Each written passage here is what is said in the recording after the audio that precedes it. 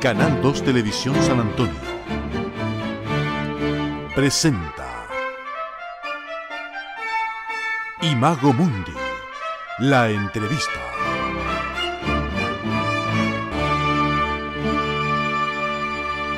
¿Qué tal? Una semana más estamos junto al programa Imago Mundi de Canal 2 de San Antonio y las crónicas del domingo en Chilena FM en transmisión simultánea con este ciclo de conversación que tenemos junto a académicos de la Facultad de Ciencias de la Universidad de Chile.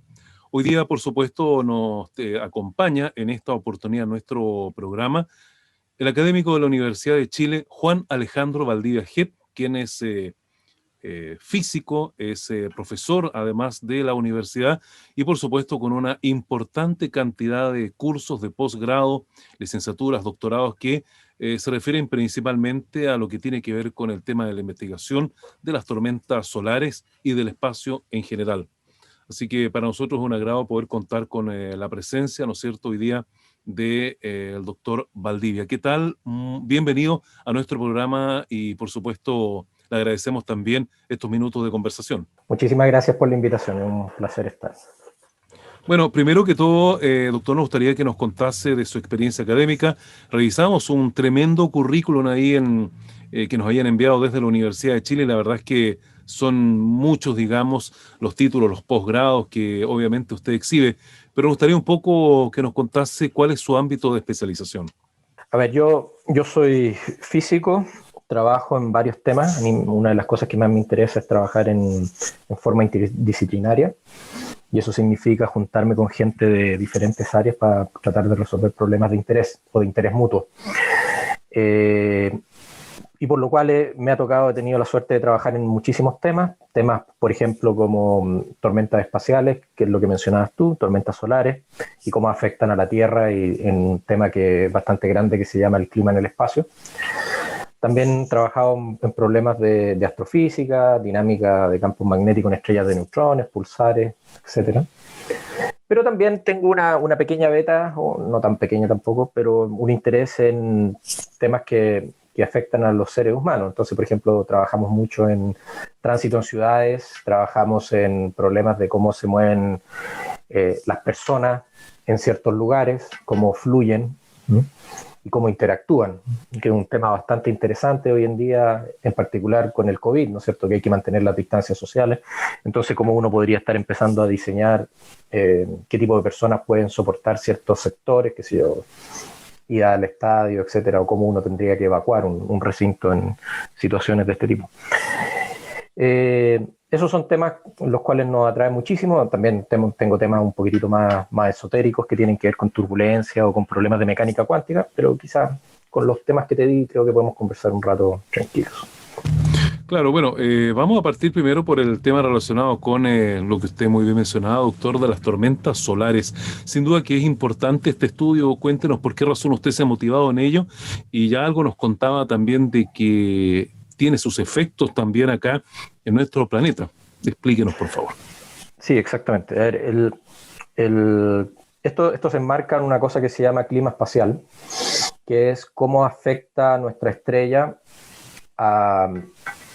en este caso al planeta Tierra, pero tiene implicancias mucho más grandes que tienen que ver con los viajes los viajes espaciales, por ejemplo, a Marte, donde el clima espacial es muy importante tenerlo en cuenta. No es un viaje fácil, principalmente por el hecho de cómo es el entorno espacial, que les voy a contar un poco en detalle cómo eso va sucediendo y cómo el Sol nos afecta bastante a nosotros. Aunque muchas veces nosotros no nos damos cuenta. Aquí en Chile nosotros miramos el Sol y lo vemos bastante de la misma forma todos los días, pero es porque nuestros ojos no son muy sensibles a la dinámica del Sol. El Sol en otras longitudes de onda, que nuestros ojos no son sensibles, es tremendamente dinámico. Tiene un ciclo muy, muy importante que se llama el ciclo de los 11 años, que es aproximadamente 11 años, en el cual el Sol pasa de una etapa muy tranquila a una etapa muy activa y vuelve a la etapa tranquila. Entonces tiene este ciclo de un periodo de 11 años. Y esto la gente se empezó a dar cuenta de que el Sol era muy variable desde la época antiquísima. Galileo ya tiene unos dibujos en que iba viendo que día a día el sol iba cambiando en términos de las manchas solares que tenía en la superficie, y eso también permitió darse cuenta que el sol estaba rotando. Entonces, la gente se ha ido dando cuenta que el sol es una cosa tremendamente dinámica, nos afecta profundamente, aunque nosotros en nuestra vida normal no nos damos cuenta, pero a medida que nuestra sociedad se está haciendo cada vez más dependiente de lo que sucede en el espacio, el posicionamiento, ¿no es cierto?, las telecomunicaciones, etcétera, etcétera. El posicionamiento va a ser un problema re complicado que tiene tremendas repercusiones. Ese tipo de fenómenos van a ser cada vez, el sol, como nosotros dependemos cada vez más del espacio, en ese sentido, los efectos del sol en las tecnologías va a ser cada vez más grande. En este momento nosotros estamos en la parte más tranquila del ciclo solar. En unos 2 o 3 años vamos a estar en la parte más activa del ciclo solar y quizá ahí vamos a empezar a ser más conscientes como sociedad de lo que sucede. Y el sol en particular tiene esta actividad. Cuando tenemos la parte activa del ciclo solar, el sol hace una tormenta solar grande una vez o varias veces al día. Cuando estamos en la parte más tranquila, hace una tormenta solar cada 5 días o algo por el estilo, cada semana. Pero no todas las tormentas solares salen hacia la Tierra. Entonces, cuando se generan estas tormentas solares y el Sol envía una gran cantidad de masa y campo electromagnético y partículas al espacio, muchas veces no va en dirección a la Tierra y por lo tanto a nosotros no nos afecta.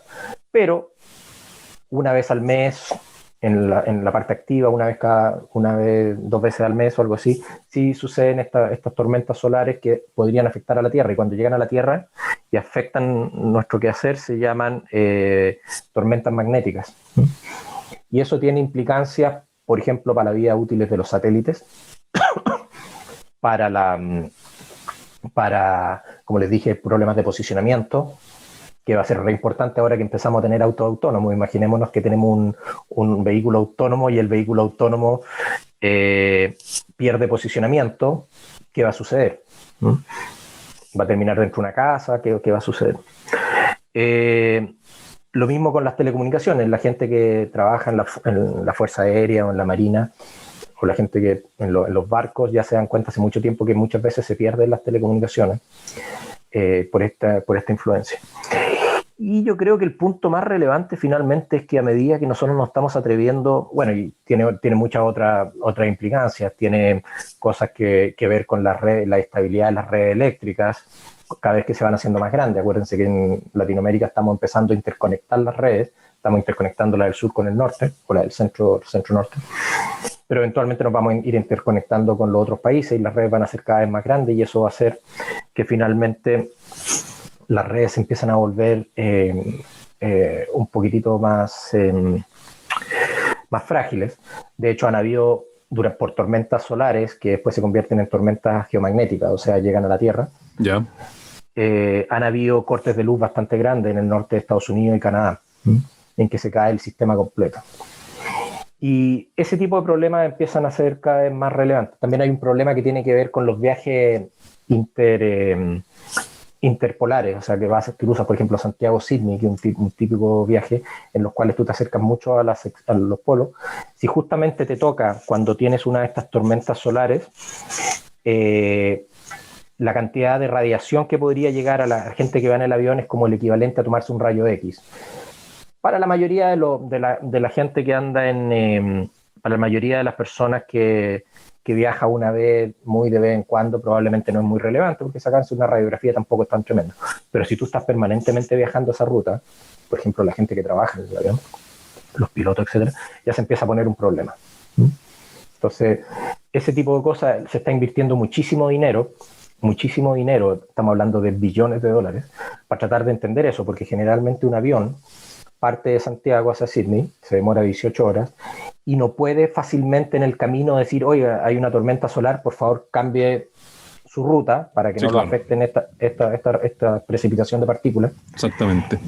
Y eso hace y porque generalmente los aviones van con el combustible más o menos justo, entonces hacerle un cambio fuerte de trayectoria en vuelo es casi imposible. Entonces hay que predecir con mucha anterioridad, ser capaz de predecir, que todavía no somos, con mucha anterioridad para decirle, avión, el piloto, usted tiene que llenar un poco más tanto combustible para poder hacer este cambio de ruta, porque no se va a poder ir por la ruta de menor combustible. Y eso también tiene implicaciones económicas y cosas por el estilo. También hay mucho que tiene que ver con, por ejemplo, lo que se llama minería de precisión o incluso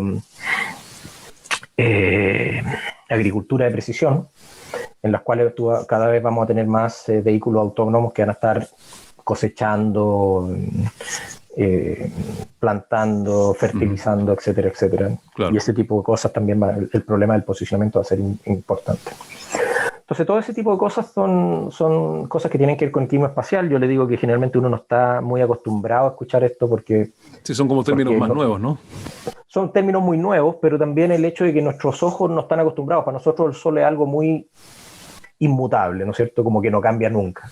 Pero si uno lo mira con los telescopios correctos, en las longitudes de onda correctas, es tremendamente activo, es una cosa bien impresionante. Yo a veces me quedo mirando los videos que toman los satélites porque es impresionante. Todo el tiempo, todos los días, está saliendo material en forma esporádica desde el Sol. Bueno, doctor Valdivia, yo le cuento una experiencia. Yo soy diexista, escucho onda corta desde muy chico y siempre el tema de las manchas solares era para tener en cuenta porque a mayor ciclo era mejor la propagación. Cuando no hay ciclo de manchas solares, la radiodifusión internacional de onda corta tenía bastantes problemas para alcanzar a su audiencia. Así que obviamente es un problema que se relaciona a la Tierra con el Sol de bastante antigüedad y que hoy día precisamente gracias a la investigación ustedes se dan cuenta que hay que seguir trabajando, invirtiendo más recursos para evidentemente ir resolviendo los nuevos desafíos tecnológicos que se nos van presentando. Por supuesto. Y eso es bien interesante porque fíjate que no solamente los problemas que vamos resolviendo, como tú dices, que tienen que ver con la tierra, con nosotros mismos y nuestro diario vivir. A medida que nuestra civilización va aventurándose en el espacio, ¿no es cierto? La gente ya está pensando en los viajes a la Luna, está pensando en los viajes a Marte, los viajes a otros planetas y eventualmente viajes interestelares, ir a colonizar un planeta, estos nuevos planetas extrasolares que se están midiendo en todas partes. Son problemas que vamos a tener que mirar con mucho cuidado, porque imagínate, el viaje a Marte ya es una complicación. Si hay una tormenta solar en la mitad, lo que van a tener que hacer probablemente los astronautas es ir a esconderse detrás del refrigerador o detrás de un gran pozo de agua. Y eso ¿para qué? Para que las partículas de alta energía no le lleguen. Entonces ahí generalmente un refrigerador o un tanque de agua muy grande podría ser una gran forma de protegerse. Y lo mismo, la gente que va a Marte van a tener que probablemente vivir bajo tierra o en cuevas o algo por el estilo, porque el vivir en Marte es bien inhóspito. Marte tiene un campo magnético tremendamente débil, prácticamente no tiene campo magnético. La gracia que tiene la Tierra, y una de las razones por la cual existe la vida en la Tierra, es que tenemos un campo magnético suficientemente fuerte, aunque parece tan débil, ¿no? Pero un campo magnético suficientemente fuerte para protegernos de mucho de lo que envía el Sol. Claro. Y ese campo magnético genera una coraza magnética que se llama la magnetosfera, que nos protege bastante de lo que sucede en el Sol. Ahora, cuando hay una tormenta magnética, cierta cantidad de energía logra penetrar esta coraza y es la que empieza a afectar la vida útil de los satélites, afecta la ionósfera, como decías tú, que es lo que tiene que ver con la radiopropagación. Así es. Y afecta también el problema del posicionamiento y todo ese tipo de cosas que están en este momento tratando de estudiarse y entender. Y esos son temas tremendamente interesantes. Entonces, cuando nosotros como civilización en algún momento decidamos ir a vivir a otro lado, vamos a tener que ser muy conscientes a otro planeta y eventualmente cerca de otra estrella, a otro planeta extrasolar. Vamos a tener que ser muy conscientes porque si vamos a hacer esa tremenda inversión de viajar muchos años a un planeta extrasolar, por ejemplo, vamos a tener que ser muy cuidadosos de que ese planeta tenga campos magnéticos apropiados para protegernos de lo que envía su propia estrella y bueno, además de las condiciones termales, de las temperaturas y la atmósfera que tenga que tener. Pero no solamente eso es lo que quiero decir, que muchas veces el clima en el espacio es un componente no menor de cuán vivible es este planeta. Entonces, probablemente un planeta para tener vida o para tener algo de vida necesita un campo magnético suficientemente potente como el que tiene la Tierra. Depende también de la estrella. Si la estrella es más activa, uno necesita un campo magnético más fuerte. Si la estrella es menos activa, probablemente un campo magnético más débil. Pero un campo magnético suficientemente fuerte para que nos proteja de las vicisitudes de la estrella que está acompañando al planeta. Claro, y es bueno que aclare usted eso porque uno asocia tormentas solares con el Sol, pero en el fondo todas las estrellas tienen tormenta, y por eso usted, me imagino, usa el término tormentas espaciales, ¿no? Sí, o sea, hay mucha, efectivamente. Nosotros tenemos, una de las gracias que tenemos la estrella cerca y por lo tanto la podemos estudiar y hay muchos observatorios mirándola, observándola, valga la redundancia. Muchos satélites mirando, midiendo cosas, pero la gente está empezando a poner nuestra cabeza, la está empezando a mirar, estamos empezando a tratar de observar qué es lo que pasa con otras estrellas, especialmente los que están asociados con planetas extrasolares, para ver si la estrella es muy activa, si la estrella es más... si el planeta podría tener campo magnético. Todavía estamos lejos de medir campo magnético en estrellas, pero en algún momento se va a lograr, la tecnología lo va a lograr, y eso va a ser un momento muy importante porque eso nos va a dar una idea de realmente cuáles son los planetas que van a permitir vivir. No es solamente necesario tener una atmósfera razonable y temperaturas razonables, uno también necesita tener un campo magnético razonable que te proteja. Son varias las condiciones que necesitan para tener uno de estos planetas extrasolares para vivir. Y como tú dices, claro, son tormentas estelares finalmente. Las estrellas tienen. Hay estrellas que son más tranquilas y hay estrellas que son más activas. Y los astrónomos, la gente que hace mediciones, más o menos las tiene razonablemente clasificadas. Pero la gente está empezando a mirar, a tratar de entender cómo es esta actividad. Porque ya no, como te digo, por ejemplo, en el Sol no sirve mirarlas mucho con la longitud de onda, con la sensibilidad que tienen nuestros ojos. Tienes que mirarlas en otras longitudes de onda, en rayo X, en rayo gamma, ultravioleta, etcétera, etcétera. Bueno, sin duda es un tema ahí que va a seguir probablemente dándonos sorpresas, pero a esta hora les recuerdo que estamos junto al doctor Juan Valdivia Jep, él es físico, académico de la Universidad de Chile. Hoy día hablamos específicamente del espacio, las tormentas solares, la radiación. Luego vamos a estar con otros temas también satelitales. Solamente una inquietud que me surgía mientras usted hablaba de los efectos de las tormentas solares en los astronautas que vayan, por ejemplo, a Marte. Pero, por ejemplo, ¿cómo se protegen los que están en la Estación Espacial Internacional, por ejemplo? Perfecto. Lo que pasa es que la estación espacial está dentro de esta coraza, esta magnetósfera, que es la coraza, esta región donde el campo magnético de la Tierra predomina. Entonces, la magnetósfera tiene como la forma de una gota, ¿ok? Y la parte más lejana, la parte que está frente al Sol, está como a 60.000 kilómetros. Y la parte hacia atrás pueden ser cientos de miles de kilómetros, incluso puede proteger a la Luna, que está a 300.000 kilómetros. Pero la Luna entra y sale de esta coraza. ¿Ok?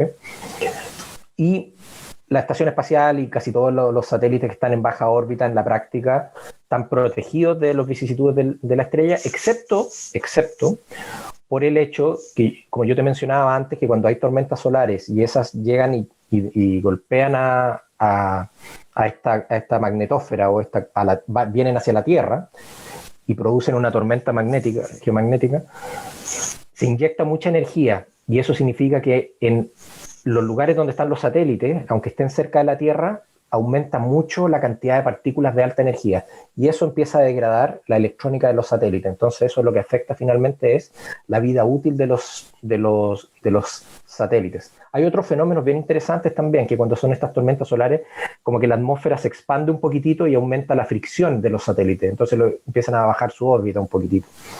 Entonces hay varios temas que tienen que ver con el clima en el espacio y cómo el Sol de alguna forma lo afecta este clima en el espacio.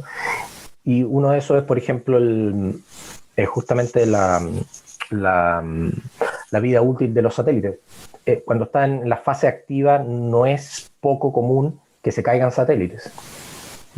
Porque ¿qué es lo que pasa? Los señores, tú tienes un satélite, están haciendo algún tipo de maniobra, viene esta tormenta, quema o fríe la electrónica y hace que entonces el satélite se caiga en la atmósfera, porque no pueden repartir o no pueden cambiar el comando. Y eso es bastante común, aunque uno no lo crea. No escucha mucho de eso, pero sí sucede que se caen satélites que tienen que ver con telefonía, celulares, etcétera, telecomunicaciones. Como bien curioso y bien revelador lo que usted nos señala, doctor Valdivia, sobre esto, el tema de los satélites.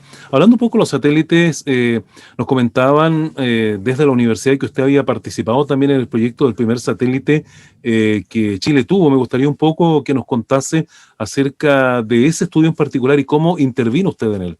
A ver, la verdad es que en el primer satélite yo no participé. Ya, Eso fue algo que hizo el grupo del profesor Marcos Díaz en la Escuela de Ingeniería de la Universidad de Chile. perfecto. Ellos trabajaron en armar el primer satélite, que son unos satélites chiquititos que se llaman CubeSat, son como de este tamaño, son como 10 centímetros por 10 centímetros por 10 centímetros. Ya, Y lo lanzaron. De hecho, a ellos les afectó una de las tormentas, cuando lo enviaron, les afectó una tormenta solar que les detuvo el procesador. Y estaban bastante miedosos de que se le hubiese echado a perder el satélite. Por suerte hicieron un reinicio completo y estaba todo funcionando bien. Entonces ahí tuvieron un efecto de clima espacial sobre el estudio que estaban trabajando. Lo que nosotros hicimos fue participar de la construcción de un par de satélites más con ellos. Nosotros nos asociamos con ellos después de que ellos enviaron su primer satélite y nos asociamos con ellos para construir, trabajamos un par de proyectos juntos en varias cosas y parte del proyecto era construir 2 satélites más. Tienen varias cosas interesantes y entretenidas, que son, por ejemplo, el satélite va a ser un poco más grande, son 3 unidades, y lo que tienen mejores sistemas de telecomunicación, tienen mediciones que a nosotros nos interesan para el clima espacial, y también tienen un enjambre de pequeños mini satélites que se van a comunicar con este grande. Entonces hay un montón de problemas tecnológicos que están tratando de resolver, que son súper entretenidos y que van a tener, yo creo que muy importantes resultados. Ahora, lo que generalmente es complicado en esto es uno con proyectos de investigación que concursa, se puede ir armando estos satélites, pero encontrar el dinero para poder enviarlo es bastante más complicado. Ahí hay que hacer un montón de malabarismo para tratar de hacerlo. De hecho, todavía están trabajando fuerte en tratar de enviar estos satélites que ya están medio armados. ¿Y cuáles eran las utilidades de los satélites en los cuales estaban trabajando ustedes? ¿Qué servicio iban a prestar? La idea de los satélites era testear algunas tecnologías, como yo te digo, de enviar, de poner estos mini satélites, un enjambre de mini satélites para ver cómo uno se podía comunicar con ellos, porque ellos tomarían datos, por ejemplo, de campos magnéticos, para mirar cómo son los campos magnéticos en el espacio. La otra cosa sería mirar también en forma espacial, que eso es bien interesante. La gente, incluso la NASA hoy día está bien interesado en eso. Muchos de los proyectos que está armando la NASA son generalmente un satélite madre con muchos satélites chiquititos que están más alrededor, que te ayudan a hacer mediciones espaciales de lo que está sucediendo, como porque el medio espacial es tremendamente dinámico. Como te digo, se llena a veces de flujos de partículas de muy alta energía, hay campos magnéticos fluctuando todo el tiempo. Es bastante hostil, ¿eh? Pero bastante interesante para los científicos por la misma razón. Y eso ayudaría también a medir cosas como la presión de partículas, la cantidad de partículas, la energía de las partículas. Esas eran las ideas que están en eso. De alguna forma tratar de ir a mirar cómo es el medio interplanetario o el medio espacial alrededor de la Tierra. Y eso yo creo que es una de las cosas interesantes. Hay otros proyectos parecidos que vienen, son misiones parecidas que están haciendo otros países también, pero yo creo que hay varios de los payloads que hay en los satélites son súper interesantes porque nos van a permitir ir monitoreando lo que pasa en el espacio y al mismo tiempo desarrollar nuevas tecnologías. Bueno, hoy día uno de los temas que preocupa a la humanidad tiene que ver con el cambio climático. Bastante de eso se ha hablado y sin duda me gustaría saber todos estos estudios si efectivamente también aportan un poco a entender lo que está pasando con nuestro planeta. No sé si finalmente buscar una vía de solución, pero por lo menos entender de mejor forma qué es lo que está pasando con este tema. Sí, el cambio climático es un problema re complejo. Es re complejo porque la dinámica de la Tierra es bien compleja, de la atmósfera en particular es tremendamente compleja. Los estudios sugieren de que a medida que estamos enviando gases de efecto invernadero, la temperatura está aumentando. Ahora yo creo que lo que va a suceder es que la Tierra se va a ir adaptando a esto. Ahora, puede dejarle unas tremendas embarradas entre medio. En términos del espacio, hay gente que trata de medir, y muchas veces se puede hacer, tratar de medir las concentraciones de los gases desde el espacio. Y entonces hay misiones en que mandan estos satélites chiquititos, y también satélites bastante más grandes, para tratar de ir midiendo cuánto de esos gases hay. O sea, cuánto el perfil de tal gas o tal molécula que uno necesita mirar en la atmósfera. Entonces, el estudio del cambio climático, de cómo es la dinámica de la atmósfera a mediano o largo plazo, es un tema que la física espacial le ha interesado por mucho tiempo. Yo estoy un poco alejado de esa área, yo no me he metido mucho en cambio climático, dinámica de la atmósfera a largo tiempo, en tiempos largos, pero sé que es un tema tremendamente entretenido. Bueno, hemos hablado bastante del tema de las tormentas solares, pero para nuestros auditores, para nuestros oyentes, así explicarles por qué debiese interesarles, obviamente, y nos gustaría mucho que también se involucraran en este tema de las tormentas solares, del estudio de los campos magnéticos. ¿Por qué razón es importante que la gente común y corriente sepa de esto? Yo creo que es una cosa que nosotros como sociedad vamos a ir evolucionando. Yo creo que hay que empezar a ser consciente de que el sol no es algo como estático, algo que siempre es de la misma forma.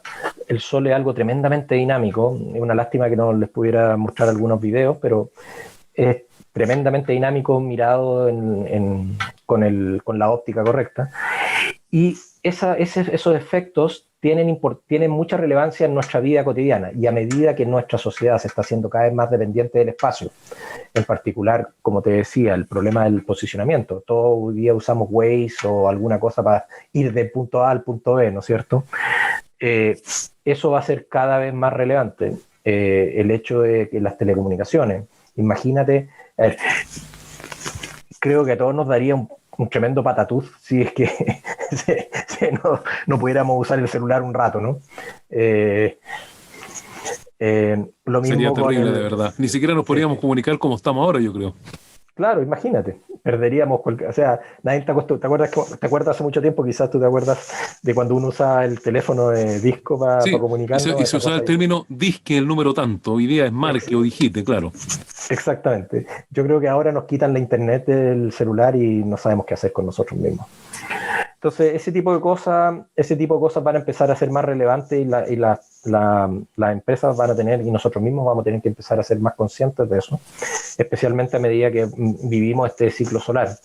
Este es un ciclo solar, va a ser interesante porque nuestra tecnología es bastante más sensible que la que era en el pic del ciclo solar anterior. Ya, perfecto. El GPS es mucho más relevante que hace 8 años, o 6, 8 años. El uso de las telecomunicaciones son cada vez más relevantes. Las redes eléctricas son más grandes, que también va a ser un problema interesante. Y todo lo que tiene que ver con las telecomunicaciones y los viajes los viajes transárticos y transantárticos cada vez van a ser problemas más relevantes en nuestra vida. Yo creo que muchas veces hoy día la gente está haciendo, por ejemplo, agricultura de precisión, claro, justamente usando GPS. Imagínate que empezáis a tener problemas, no sé, un error de 30, 50, 100, 200 metros que se pueden dar, se han medido de ese orden. Claro, pueden dejar un problema bastante complicado. Probablemente cercano a las ciudades donde la densidad de las antenas telefónicas es suficientemente alta, uno va a tener algún nivel de corrección, porque los satélites, los teléfonos inteligentes corrigen de esa forma, usando las antenas que están en la ciudad. Las distintas antenas, claro. Sí, pero a medida que tú te alejas de la ciudad, la densidad empieza a bajar rápidamente. Entonces, para problemas de agricultura va a ser complicado, minería, salmones, la pesca va a ser complicada también, si es que empezamos a tener estos asuntos. Y hay un punto que yo creo que es más relevante todavía. Nosotros somos un país de ¿cómo se llama? Se me olvidó la palabra. tenemos sismos, tenemos fuegos, tenemos incendios, tenemos tsunami, tenemos avalanchas de agua en el norte. Bueno, somos un país de catástrofes naturales, eso. Sí, y tremendo, ¿no es cierto? Imagínate que en una de estas catástrofes naturales perdamos las telecomunicaciones. Sería tremendo. Imagínate, en México, en el último terremoto, rescataron a mucha gente de los escombros por el hecho que eran capaces de encontrar sus celulares. Pero ahora, si tú tenías un problema de posicionamiento y en realidad todo nuestro equipo está posicionando ese celular 20 metros más allá, no vas a poder rescatar a alguien. Sí, claro. Lo mismo cuando tú necesitas coordinar cosas. Entonces, cuando tenemos desastres naturales, hasta ahora hemos tenido la suerte que no ha habido una tormenta grande, pero imaginémonos que eso sucede, porque en Chile suceden bastante a menudo. El problema de los incendios puede ser bastante catastrófico si es que no tenemos acceso a telecomunicaciones, internet, para poder manejar este tipo de cosas. Información desde los satélites, las imágenes para ver cómo se está propagando el fuego, para poder ir a apagarlo. Bueno, los mismos drones que hoy día se utilizan por parte de la CONAF para ver los focos, ¿no? Sí, por supuesto. Entonces, hay un montón de cosas que son que podrían suceder. De hecho, hay una historia bien interesante que cuando fue el huracán en Puerto Rico, hubo justamente una tormenta solar y ellos también perdieron harto de telecomunicación, capacidad de telecomunicación durante el huracán. Ese tremendo huracán que tuvo Puerto Rico que dejó estragos. Tuvieron justamente una tormenta solar durante este tiempo y una tormenta magnética afectando a la Tierra, y tuvieron también problemas de telecomunicaciones y cosas de ese tipo. Entonces yo creo que hay varias razones por las cuales nosotros como país debiéramos preocuparnos. También, si tú tienes, por ejemplo, un corte eléctrico masivo, eso tiene pérdidas económicas terribles. O sea, un día sin electricidad, yo creo que la economía chilena pierde muchísimos millones de dólares. Entonces, ese tipo de cosas. Y nosotros estamos, por ejemplo, yo soy de un grupo que se llama el Grupo de Expertos de las Naciones Unidas, que estamos tratando de lograr que los países empiecen a preocuparse de este tema y a empezar a tratar de hacer una evaluación, una estimación de qué pasaría, cuánto sería el costo de que existiera una tormenta magnética grande, un evento grande en el país, con o sin catástrofes naturales, ¿no es cierto? Pero eso yo creo que es una cosa que nosotros, cada uno de nosotros, o sea, cada país está tratando de empezar a tratar de hacer un estudio de qué le significaría económicamente, como te digo, que perdiéramos durante un día. Estas tormentas pueden durar varios días, pero suponte que durante un día perdamos la electricidad, o perdamos las telecomunicaciones, o perdamos la capacidad de comunicarnos con los barcos, pesqueros, etcétera. Imagínate que tú tienes una catástrofe, un tsunami, y tú tienes ciertos barcos pesqueros en alta mar. ¿Cómo te comunicas con ellos? Sí, claro. Son problemas re complicados. Claro, hay que estar atento a eso, pero de todas maneras, doctor Valdivia, ¿cuándo uno debiese ponerse alerta con el tema del próximo ciclo de tormentas solares cuando ya estas son más intensas? ¿De qué fecha hablamos? Mira, sí, yo creo que primero que no hay que tener pánico sobre esto, no es un problema, la civilización no es el fin del mundo. No. La civilización moderna, a ver, los seres humanos han sobrevivido todo tipo de catástrofes naturales y todo tipo de tormentas solares durante millones, no sé, 200.000 años el Homo sapiens y no sé cuántos los seres humanos. Así que no es un problema de pánico, sino que es una cosa de prepararse y de tratar de entender el fenómeno para que los efectos sobre nuestra tecnología y sobre nuestra vida sean lo mínimo posible. Más que nada, yo creo que ese es el punto que hay que tratar de estudiar. Y el máximo de este ciclo solar va a ser como en 2-3 años más. Estamos hablando de 2024, por ahí 2023, 2024. Y ahí es cuando uno va a tener que empezar a mirar esta cosa. Yo creo que una de las cosas que a mí me interesa mucho es tratar de ir educando y entrenando la próxima generación de científicos y gente que entienda esto del clima espacial. En Estados Unidos, durante el máximo del ciclo solar anterior, era común ver, al mismo tiempo que tú tenías una persona que hablaba del tiempo, cómo va a estar el tiempo hoy día, mañana y pasado, aparecía una persona en el noticiero que también hablaba de cómo estaba el sol, cuán activo estaba. Mira. Uh-huh. Y era bastante común ver en las grandes cadenas, estoy hablando, en los grandes noticieros de las grandes cadenas, sí, claro. ABC, NBC, tú veías una persona que primero hablaba la persona que hablaba del tiempo, y después había una persona que hablaba un poco de cómo está el sol, cuán activo está, si se esperaba una tormenta solar, si había que tener cuidado con las telecomunicaciones, etcétera, etcétera, etcétera. Los radioaficionados, etcétera, lo que hablabas tú del... Sí, claro, de la radiodifusión de onda corta antiguamente. Exactamente. Y ese tipo de cosas yo creo que van a ser cada vez más relevantes en nuestra vida. Y yo creo que nos vamos a tener que ir aprendiendo como sociedad. Chile está bastante atrasado, pero no tan atrasado. Somos de los países más que trabaja y estudia esto del clima espacial. Seremos el cuarto, después de México, primero Brasil, obviamente, después México, Argentina, México un poquito más, y después nosotros Chile como cuarto, en que estamos tratando de empujar estos temas. Y nosotros, por ejemplo, en el laboratorio estamos tratando de empujar esto bastante, el clima espacial. Tenemos una página muy entretenida donde uno puede mirar cómo está el clima en el espacio, y hay bastante información que uno puede leer sobre qué significa el clima en el espacio y cuáles son las variables que uno tiene que estar pensando y mirando. Entonces, para mí, yo creo que para mí una de las cosas entretenidas es tratar de entrenar a las próximas generaciones que tengan conciencia de esto. A medida que los países se van haciendo más relevantes, más dependientes de la tecnología, cómo uno puede ir aprendiendo esto. Y esto va a ser, van a ser gente muy técnica que va a ser muy preciada en el futuro, yo creo. Doctora de Valdivia, a quien esté escuchando, alguna página en especial, usted hablaba ahí que el público puede acceder y tener más información por si de verdad ahí le interesara el tema también. Sí, es un poco larga la página, pero bueno, así es la vida nomás. Es 3C, csc.ciencias.uchile.cl/clima espacial. Perfecto, la vamos a dejar anotada igual porque la podemos poner ahí en el GC cuando transmitamos el programa. Lo otro es que, bueno, dejando un poco de lado el tema de las tormentas solares, también al comienzo del programa usted me había señalado que su otra expertise tenía que ver cómo se mueven las personas y cómo es el tránsito en las ciudades. Cuéntenos un poco en qué consiste esta especialidad. Al final lo que a mí me gusta hacer en la vida es física interdisciplinaria, trabajar con gente de otras áreas que cada uno aporta su parte y uno va aprendiendo de esa forma. Y hace algún tiempo empezamos a trabajar en esta área que era cómo es la dinámica de los autos en las ciudades en particular. Porque ahí hay cosas muy entretenidas. A uno le gustaría tratar de entender, pero ¿por qué suceden los tacos? ¿Por qué se arman los tacos y por qué se desarman los tacos? Sí, claro. Es un tema, lo que nosotros llamamos como un sistema complejo, pero que no así tiene que tiene mucha relevancia en nuestra vida. De hecho, yo manejo bastante, ahora no estoy en mi casa, pero en general cuando voy a la oficina uno maneja cierta cantidad de tiempo y por lo tanto uno empieza a hacerse esas preguntas. ¿Por qué se generó este taco y por qué ahora se liberó este taco? Mira, entonces, es interesante lo que está hablando porque yo nunca pensé que alguien podía estar estudiando los tacos precisamente, así que me parece súper relevante lo que nos está contando doctor Valdivia.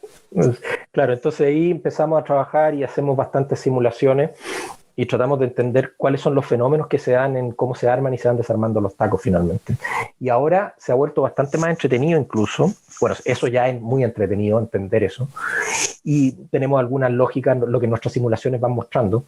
Pero además, ahora se ha vuelto mucho más entretenido porque, fíjate, que a medida que estamos empezando a usar Waze o Google Maps o lo que tú quieras, estos optimizadores de viajes, ¿no es cierto? Sí, claro. Empieza a ser un poco más interesante porque uno puede hacerse la pregunta, bueno, el Waze, en teoría, lo que hace es que trata de encontrarte el mejor camino. Sí, claro. Pero la pregunta ¿es realmente el mejor camino? 1. 2, muchas veces, no sé si has notado que en Waze a veces te genera como unos caminos muy, muy como azarosos para llegar. Como que te manda por calles chiquititas. Medio laberíntico. Claro. La pregunta es que uno tiene que hacerse es, bueno, el problema es que, sí, es verdad, probablemente si tú te vas por esta gran avenida los tacos son muy grandes, pero tú tienes una precisión de cuánto te vas a demorar. A mí me ha pasado, yo lo he notado, que a veces siguiendo a Waze, me demoro finalmente, porque Waze te da tres opciones, y uno dice, bueno, voy a tomar la más corta. Pero a veces, por el hecho que te manda estas cosas medias laberínticas, medias azarosas, el problema es que Waze no tiene, o en general todos los softwares, no tienen muy buenas mediciones de los errores, porque a veces uno lo que le gustaría que dijera, mire, ¿sabe qué? Si yo tomo este camino me voy a demorar 10 minutos más o menos 5. Claro. Entre 5 y 15 minutos me voy a demorar. Pero a veces Waze te da este camino porque te dice, ¿sabe qué? Este camino se demora, este camino se demora 15 minutos y este se demora 10. Pero a mí me hubiese gustado que usted me hubiese dicho que ese camino que se demora 10 se podría haber demorado 9 o 45. Porque este otro que se demoraba 15 era entre 14 y 18. Entonces yo hubiese dicho, ¿sabe qué? Yo prefiero, no quiero llegar 45 minutos tarde. Estoy dispuesto a sacrificar mis 18 minutos. Se da cuenta, hay un problema que tiene que ver con cuánto es el error, porque no es suficiente, estas cosas hay mucha aleatoriedad, entonces no es correcto decirte, usted se va a demorar 18 minutos. Lo que debería decirte, usted se va a demorar 18 minutos más menos algo. Y entonces es diferente que a ti te digan 18 minutos más menos 2 minutos que 15 minutos más menos 45 minutos. ¿Cuál preferiría usted? Yo tomaría claramente el 18 más menos 2 porque yo me aseguro que por lo menos llego como en 20. Sí, claro, es verdad. Y no en 45. Entonces ese es un punto, esos son cosas que empiezan a aparecer que son bien interesantes ahora que estamos usando estos software, estas aplicaciones para optimizar. Y eso es uno de los puntos. Nosotros en nuestras simulaciones lo que notamos es que a veces estos software en realidad son contraproducentes. Cuando uno pasa cierta densidad, y ya tenemos varias publicaciones al respecto, cuando uno pasa cierta densidad, estos software empiezan a ser contraproducentes. Y lo mejor es convertirse en un desertor de Waze. Y eso es re entretenido. Esas son cosas nuevas que la gente está empezando a darse cuenta, y eso tiene que ver con toda una idea que nosotros estamos trabajando fuertemente, que es con sustentabilidad, equidad y vivibilidad. Es que son palabras que son en inglés que generalmente uno usa, entonces estoy tratando de traducirlas. Claro. Cómo hacer una ciudad vivible, o cómo hacerla sustentable, con menos polución. Bueno, ese es otro problema que también te dice, Waze te optimiza tu tiempo de viaje, o trata de optimizar tu tiempo de viaje, pero uno quizás lo que era pensar es cómo optimizar otras cosas, como polución, gasto de combustible, y en el caso de caminatas o tomar buses, etcétera, uno quizás debiera también balancear con ejercicio físico. ¿No es cierto? Somos una sociedad que hace muy poco ejercicio físico y quizá uno lo que debiera hacer es balancear, no sé, no solamente pensar en que yo tengo que optimizar el tiempo, sino que también debiera aprovechar de optimizar otras variables, como por ejemplo, no solamente la polución, que es la obvia, o el consumo de combustible, pero también quizá ejercicio físico. Que eso que son cosas bien interesantes. Entonces, ¿cómo uno hace una ciudad más sustentable, más vivible, cómo uno logra que también los accesos de la gente sean razonables a los servicios? Que ese es un problema re complicado hoy en día para que las ciudades sean sustentables finalmente. Hay un montón de problemas súper interesantes ahí de resolver ahí. Claro, cuando usted habla ahí de ser desertor de Waze, ¿es dejar las aplicaciones o reemplazar Waze por otra cosa? No, yo llego a una esquina y me quedo en la esquina y estoy esperando mucho rato para poder seguir mi curso, pero veo que está la calle al frente muy llena. Es decir, ¿sabes qué? En vez de seguir derecho, voy a doblar a la izquierda y ahora le pido a Waze que nuevamente trate de encontrarme otro camino bueno. Y sigo por el camino Waze hasta que llegue nuevamente a otro taco. Ah, perfecto. Y deserto. Esa estrategia a nosotros nos va a funcionar, o sea, es impresionante, esa estrategia funciona. Entonces, nosotros le ponemos en nuestras simulaciones una tolerancia a desertar a Waze. Si le ponemos una tolerancia muy, muy alta, uno nunca deserta de Waze y hace el camino que Waze te va diciendo. Pero generalmente tiene errores muy grandes. O sea, cuando nosotros lo hemos notado, cuando tú en nuestras simulaciones te dice, yo voy del punto A al punto B, dice, tome este camino, se va a demorar, no sé, 10 minutos, nosotros vemos que sí, hay autos que se demoran 10 minutos, hay autos que se demoran 8, pero hay autos que se demoran 45. Entonces aparecen tiempos de viaje muy largos, hay una distribución de tiempos de viaje, porque esto es muy aleatorio, ¿no es cierto? Es muy aleatorio en el sentido de que hay muchos autos interactuando, y uno se da cuenta que hay hay algunos viajes que son extremadamente largos, que deberían haberse demorado, según la aplicación de mínimo tiempo de viaje, se hubiesen demorado 10 minutos, pero terminan demorándose 45 o 50 minutos, incluso más. Entonces, esas son cosas que uno tiene que empezar a pensar en cuando están estas nuevas modalidades de cómo sucede el transporte en la ciudad. Ni hablar de esto de Uber, Cabify, Uber Eats, Rappi, todas estas cosas, porque estos son viajes que son interesantes, no son viajes de punto A y B y yo me estaciono en B, es de A a B, de B a C, de C a D. Toda esa cosa que tiene que ver con el delivery también son lógicas diferentes de transporte. El asunto de los scooters, de las bicicletas, se está volviendo súper interesante y súper compleja la ciudad en transporte, en la ciudad, cómo la gente se mueve. Y la pregunta es cómo uno hace que eso sea más sustentable, más vivible, más... que tenga acceso, que todo el mundo tenga un acceso razonable a los servicios, etcétera. Entonces, son preguntas re interesantes en las cuales estamos trabajando por lo menos en este momento. Sí, y la última pregunta que le tengo, doctor Valdivia, tiene que ver con este mismo tema, pero hoy día en tiempos de pandemia, ¿cuánto ha cambiado la movilidad de las personas y los usos de estas tecnologías? Sí, seguro. O sea, el hecho ha aumentado tremendamente el uso de, por ejemplo, de Uber Eats o Rappi, ese tipo de cosas, ¿no es cierto?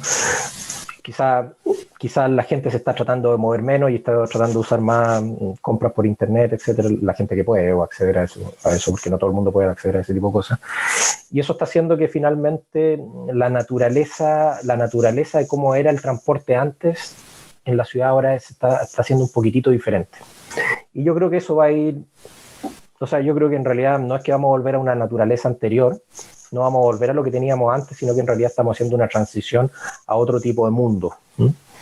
Y lo que estamos tratando de hacer es un poco entender para dónde va ese mundo y ver cómo uno puede tratar de ayudarlo a arreglar o mejorar algunas cosas.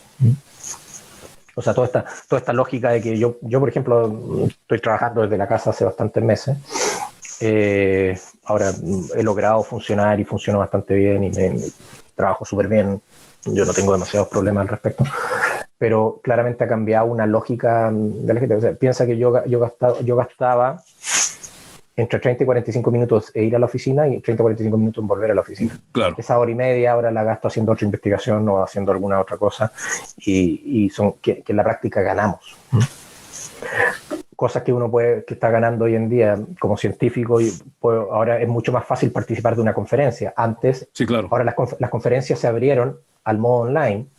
Antes yo tenía que ir a Taiwán a una conferencia, que significaba para mí 40 horas de avión hasta Taiwán, 40 horas de vuelta, ponerme en un hotel, prácticamente desconectarme de lo que estaba sucediendo aquí con la gente que estaba trabajando o resolviendo otros problemas. Incluso dando clases, tenía que pedirle a un colega que hiciera las clases por mí y después yo se las cubría las de él, obviamente. Entonces ahora eso ya se ha hecho un poco más transparente en el sentido que yo puedo ir a una conferencia, incluso ir a una conferencia, aunque sí, ahora me inscribo a las conferencias y las veo desde mi oficina o mi casa, mientras estoy haciendo otras cosas también. Entonces el sistema se volvió mucho más global y eso por lo menos para la gente que hacemos ciencia, física en particular, en mi caso, se ha vuelto, yo creo que incluso está más simple y también más eficiente. O sea, ahora, ¿usted apostaría al hecho de que si lo de la pandemia llegase a pasar, este tipo de interacción y la forma de trabajo probablemente se va a mantener ya como algo, una costumbre, como ya un hábito, ¿no? Sí, yo creo, y yo creo que, no sé si en todos los trabajos, y obviamente no va a poder ser en todos los trabajos, pero yo creo que mientras más trabajos logren hacer este cambio, obviamente yo voy a tener que ir a la oficina, claro, voy a tener que dar clases presenciales y los laboratorios y todas esas cosas, pero yo creo que también esto abrió puertas interesantes, como te digo, lo de las conferencias. Ya no tengo que ir, o por lo menos por ahora. La otra vez estaba en una conferencia en Taiwán, también estuve en una conferencia en Los Álamos, en Estados Unidos, una conferencia en JPL en Baltimore, en Estados Unidos también. Son conferencias que ahora puedo asistir, pero no necesito dejar mi trabajo de lado, puedo seguir haciéndolo. Doy mis charlas, atiendo las charlas que me interesan y al mismo tiempo sigo haciendo mi vida normal, doy las clases sin problema. Antes tenía que tomar un avión, llegar allá, quedarme en un hotel, con todas las incomodidades que eso significaba, y tenía que dejar de hacer clases, como digo, o tenía que dejar muchas veces paraba bastante la parte de la investigación. Claro, se lograban muchas cosas porque uno presentaba su trabajo a la comunidad y hacía colaboraciones y generaba intercambio, etcétera. pero ahora todo eso se hace mucho más fácil, encuentro yo, a través de esto. Y con Zoom, sí es verdad, no es exactamente lo mismo la relación personal, no es exactamente lo mismo que tuviéramos una conversación con una cerveza o con un café los dos, sí, pero algún porcentaje relevante de la interacción se puede hacer a través de Zoom. Lo importante es que se avanza en el intercambio de ideas y generar nuevos conocimientos. Eso yo creo que no tiene mayor variación. Si es la interacción, el cara a cara, la relación que al ser humano tanto le gusta, eso es. Exactamente. Sí. Eso uno lo echa de menos, ¿no? Pero yo creo que se han roto muchas barreras para poder aprender, encuentro yo. O sea, hoy en día la cantidad de cosas y material que hay en YouTube o en lo que tú quieras, las conferencias, muchas de las conferencias que antes uno tenía que pagar para ir, ahora son gratis o muy baratas. Entonces, se han roto muchas barreras para aprender, encuentro yo, y eso yo creo que es una gran cosa para la sociedad. Si uno hoy en día prácticamente cualquier cosa que tú quieras aprender, vas a encontrar algo en YouTube o te vas a poder conectar razonablemente rápido con una persona que te pueda dirigir a cómo aprenderlo, te va a dar ideas de cosas por el estilo. Eso es lo que yo encuentro que ha sido fantástico dentro de lo malo que ha sido la pandemia. El intercambio de ideas ha aumentado un poco, las facilidades para intercambiar ideas. Bueno, doctor Valdivia, yo le quiero agradecer que haya participado con nosotros acá en nuestro programa Imago Mundi de Canal 2. Por supuesto, las crónicas del domingo también, en transmisión simultánea con Chilena FM, medios de San Antonio, que le agradecen obviamente su tiempo y toda esta maravillosa cantidad de conocimientos que nos ha entregado en esta casi hora de conversación, ¿no? Muchísimas gracias por la invitación, es un placer. Que esté muy bien. Bien, así hemos tenido la ocasión de conversar con el doctor Juan Valdivia Jep, académico de la Universidad de Chile, en esta nueva edición de Imago Mundi que llega a su fin. Nos encontramos ya la semana próxima. Canal 2 Televisión San Antonio presentó